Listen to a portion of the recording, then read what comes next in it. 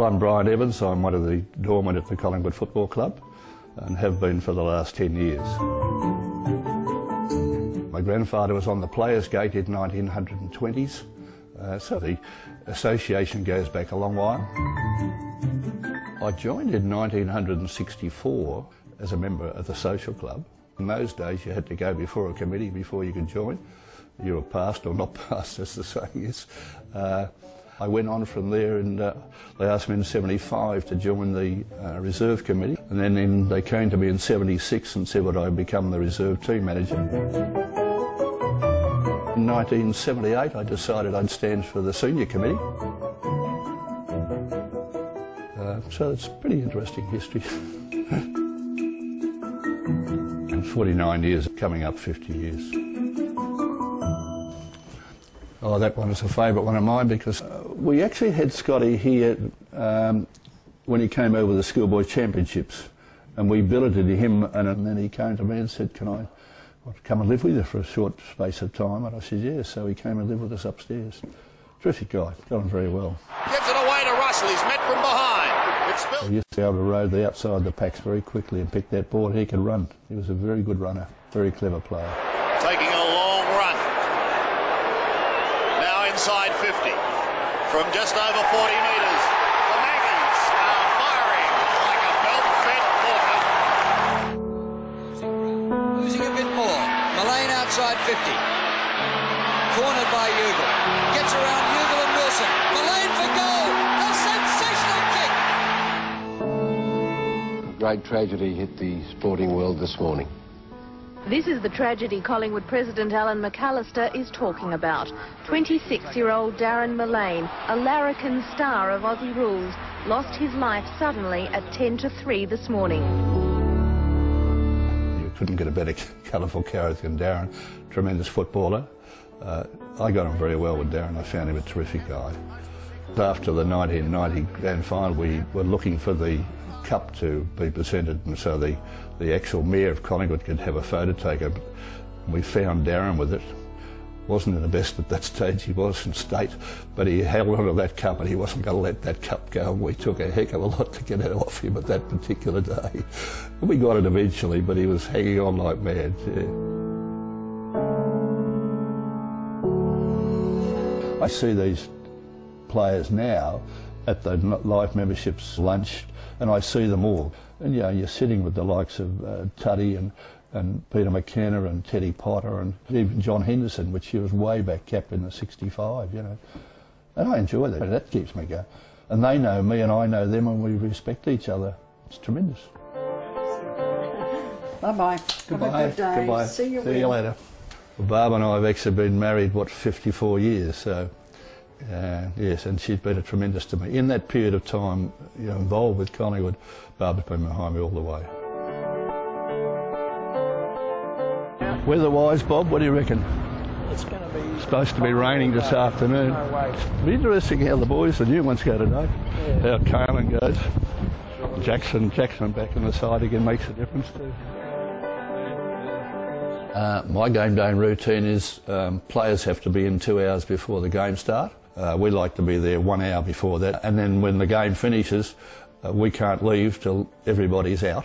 So we could be another 2 hours after the game. So you could run anything up to 8 or 9 hour day, but we enjoy it. Medical room, family room. Well, if we don't get up top to have a look, at least we've got television. We can follow through with a direct telecast, which is very handy. Players' locker room. Laid out ready. Boot room. Morning there, lad. You piss off! Sorry, that's the end of that. Right, let's go through. Another stalwart of the club, one of the leading trainers. A very strong habit of this fellow. A bit of a problem by guy. One of the slowest runners on the field, though, I told him that. Another, what would it be, another couple of hours, it'd be a hive of activity. Really on the move. Well, in the early days, in particular, the rooms at Victoria Park, after a game, I mean, every man and his dog was in there and you couldn't move, and they were mixed in amongst the players. Yes, the actual medical room, would you believe, trainers and a couple of doctors would often have a couple of tinnies in there after a game, but that's also taboo now. Alcohol well and truly out. But that did take place. The main responsibility of the doorman is to have the right people in the room. Quite often we get people trying to get in. Not a lot of them to do it, but we've just got to be aware of that. Oh, we've had a couple that have said to us, it's my brother, you know, I'm so-and-so's brother, and we've turned around and said, that's interesting, he's only got sisters. You know, we've had that put over a few times over the years. When Eddie was a cadet reporter, and in those days at Victoria Park, there was the players' room and into the inner sanctum of the locker area, and he come down and he went to go through, and I said, I can't go through. He said, I'm a reporter. And he goes, so I know who you are, but you can't go through. And Eddie brought it up when I got my life membership, when he presented me in 1999. He said, this is a fella through, wouldn't let me into the area of the inner sanctum, and now I'm the president of the club. So that's been a standing situation for some time. Bet on who's going to be the first player to arrive, Bob? Dale Thomas will be the Dale first. Thomas, yeah. Daisy would normally be the first. We just lost a bet, mate. We said Daisy be first. You've just lost me money, Benny. Morning. What? How many? Huh? 3? 5. I told you 5 last week, mate. 5 last week. We have a bit of a standing thing, you know. I say to him, you know, I want 5 goals today, or 4 or 3, you know. It's just a standing joke we have between each other. And he says, oh, I'll try 5, you know, I'll try 3. After the game, I'll say to him, well, you only got 2, you know, come on, you've got to lift your game. You've got to respect players' privacy, how they feel, and, you know, and some of them don't want to talk to people and some do, so, but yeah, it's different to what it was. Hey, Jack. Hi, how are you? Come on, good mate.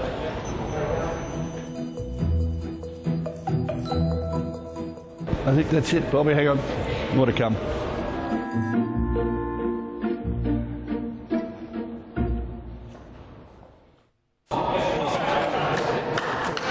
But, you know, after the 49 years with players, I found this group in the last 2 or 3 years very good group, excellent group. They respect me and I respect them too, but no, I find them all very good guys. I don't make any favouritisms. Anybody from Ireland? God, you're taking over. Welcome anyway, guys. Glad to have you here. You must be pretty proud to see a guy coming out in the ground to play AFL football all that way. I know we are. We're wrapped. Ireland doesn't play cricket against us, do they? No. Otherwise we could cover that up for you. We're Keelan's mates. I played football against him, these are all his mates. So over to support him was a big day. He rang me on Wednesday after his dinner and said, you'll never guess who's just off the phone to me. I said, who? He said, Nathan Buckley wants me to play on Saturday, so congratulations to him. Couldn't turn it down, the offer like this. You know?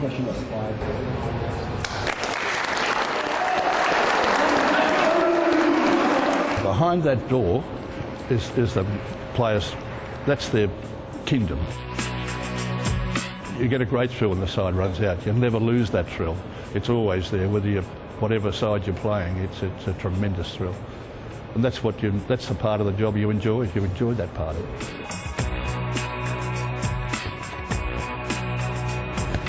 Go. Close, Bob.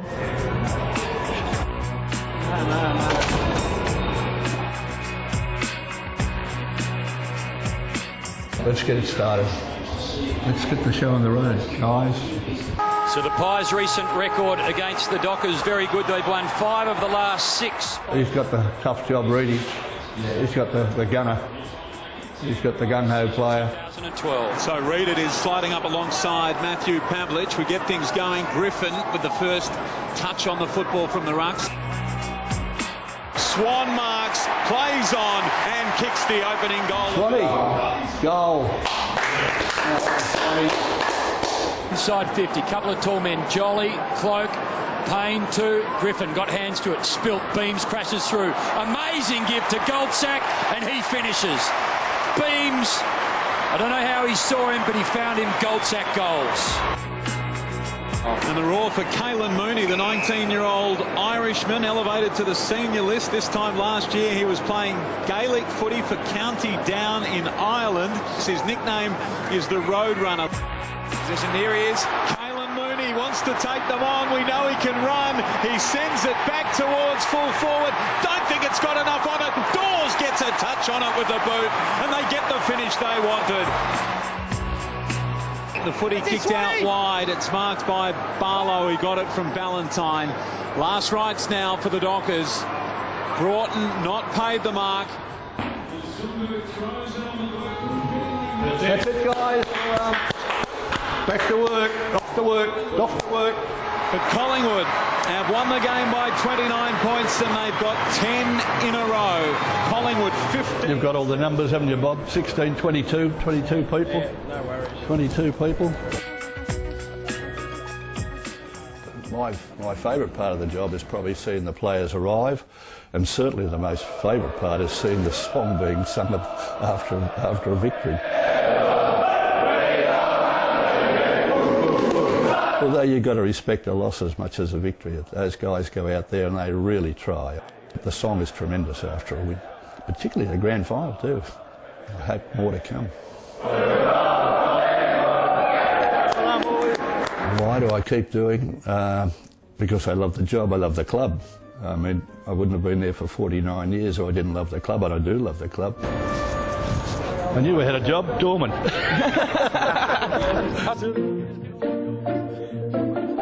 How long I'll keep going? As long as my body keeps going, as long as the club wants me, I suppose. I'll keep going as long as they require me. Who we got next week, Bob?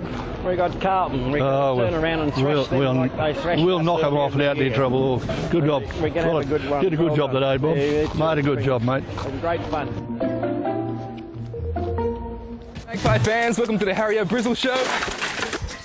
Magpie fans, this is the real Harry O'Brizzle Show. You've just tuned in. Strap yourselves in and enjoy the ride. This is going to be a multicultural special. Hola, Martin. Hola, Harriet. Ah, como se chama? Hola, Harriet. How you doing? Konnichiwa, look. Konnichiwa, Harry. You obviously have indigenous heritage, but your father is an Englishman. Say, my name's Dane Swan, and I play for Collingwood. Malbon, Alabama, Millbit, Alabama, Fallborn, Alabama, Alabama, Calaban, Black Fallborn, Calabar, Alabama, Willwood. So, I come from Drawn, which is in Gippsland, about an hour and a half away. Dad's side were born in Glasgow and come over when they were 10 or 11 or something. So, for about 3 or 4 days after the season, I speak fluent Swahilian. Dibbly-dee potatoes. I'm Harry O'Brien from Jamaica. Yeah, apart from that, I speak the international language of love. And welcome back to the club, and the man himself joins us in the studio, AFL Multicultural Ambassador Harry O'Brien. Welcome to the club, mate. Thanks for having me. It's about time you guys got me in here. Need to spice things up, add a bit of colour to the show. There's a fair bit of multiculturalism going on at Collingwood. What was Dane Swan, what language was he speaking? Well, it's actually a language that I believe he and his friends spoke when they grew up. It's called Double Dutch. It's not an official language, but I don't know how they do something with every syllable. And he speaks. So he wasn't just making it up. He wasn't. He actually speaks it fluently. He used to speak it with his mates growing up. So yeah, it's quite remarkable. Now, this role, this ambassador role that you have, tell us about it. Oh yeah. So with the AFL, it's just logical to focus on multiculturalism, targeting people with culturally diverse backgrounds.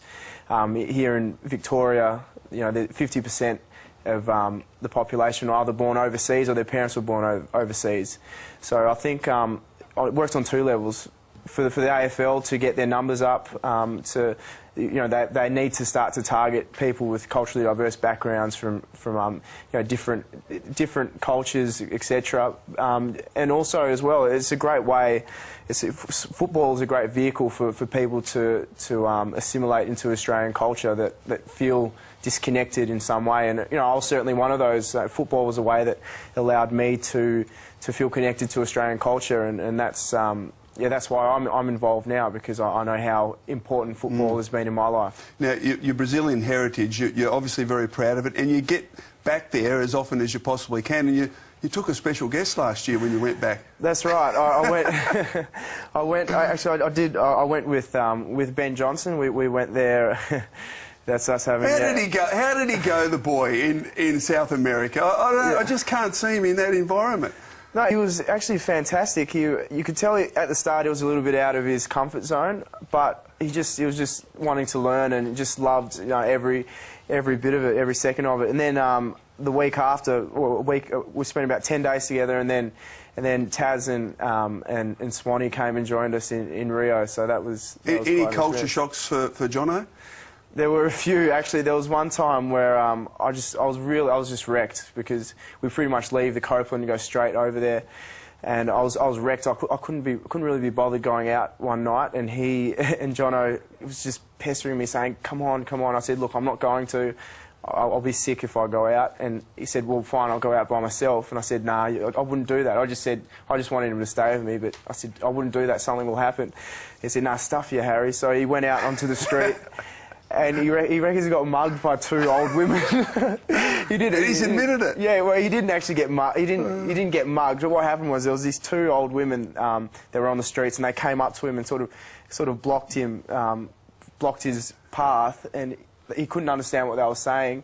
And so he just panicked and just gave money and just sort of ran away. And what about other issues adjusting to the culture, particularly where you were staying? Yeah, well, I took Jono to stay in one of the favelas where I've got family and friends. And favela, for the viewers, is sort of like you consider it a slum or a ghetto, but they're quite negative connotations that go with it. It's more of a community where there's poverty, and Jono stayed the night in one of them, and in the morning he didn't realise that the flush button never works in the bathrooms. There you actually have to fill up a bucket and flush whatever is down there with the water yourself.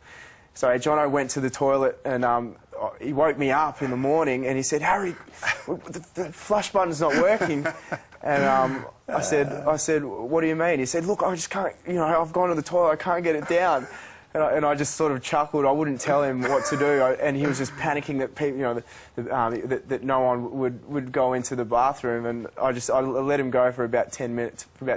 Then I told him, "You actually have to fill up the bucket there and pour it down." So the little things like that happen. It was a great time. I've never actually taken any of my friends over to Rio, the place where I was born, and somewhere I'm really proud of, and it was fantastic to share it with Jono, but also later Taz and Swanee. Mate, stick with us. We've got to get to a break, but more of Harry O'Brien in just a moment.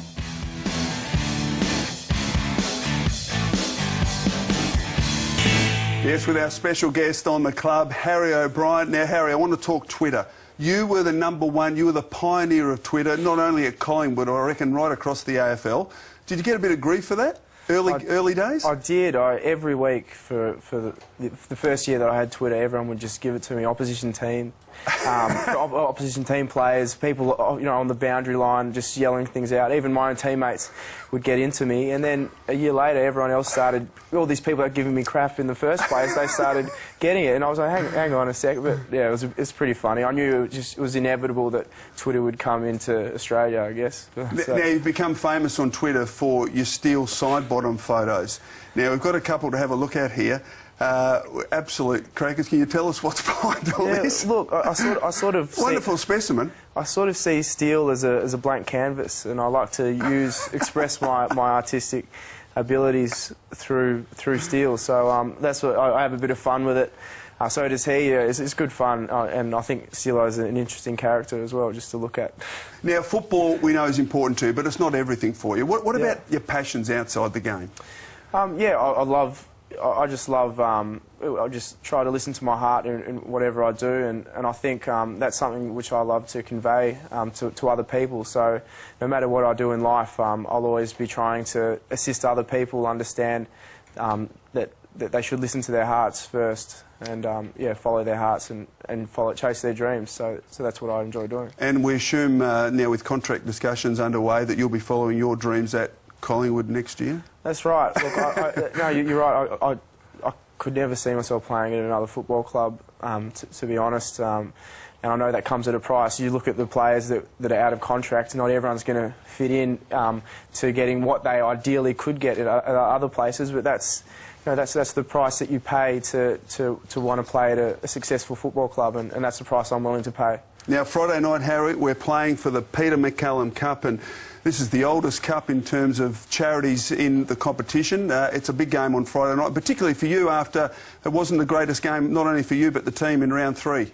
Yeah, definitely. Look, I spoke about it before. When you break a bone in your body, they say that actually heals up a lot stronger. And I feel as though that round 3 experience for us was the starting point of our season. So we haven't lost a game since, so we're looking to build on that. And it's such a wonderful cause, the Peter MacCallum Cancer Institute. So, Harry, thanks so much for coming on the club. It's been a lot of fun. Good luck Friday night. Thanks a lot, Chris. Harry